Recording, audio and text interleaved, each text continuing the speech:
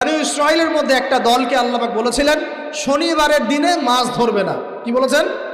শনিবারে এই যে সাগর আছে আপনাদের মনে করেন, এই শনিবারে মাছ ধরবে না। তো বনী ইসরাইল বেশি চালাক, অতি চালাক, যারা ওই যে প্যালেস্টাইন দখল করে বসে আছে, ওরা দাবি করে আর কি, আসলে এরা সত্যিকারের বনী ইসরাইল নয়, এরা ইউরোপিয়ান জিউস, এরা কিন্তু সত্যিকারের বনী ইসরাইল নয়। এখন এরা অতি চালাক, মাছ ধরে নাই কিন্তু মাছ ধরার বাদ দিয়ে রাখছে, মাছ আসে বাদ দিয়ে রাখি পরে ধরব। এই পাপের কারণে, এই সীমা লঙ্ঘন করার কারণে সূরা বাকারা এবং সূরা আরাফে আল্লাহ পাক বলেছেন ওই মানুষগুলোকে আল্লাহ পাক বানর বানিয়ে দিয়েছে। তাহলে মানুষ থেকে বানর হয়েছে এই দলিল কোরআনে আছে, পড়ে দেখেন। মানুষ থেকে যে বানর হয়েছে এই দলিল কোরআনে আছে, সূরা বাকারায় আছে, সূরা আরাফের মধ্যেও আছে।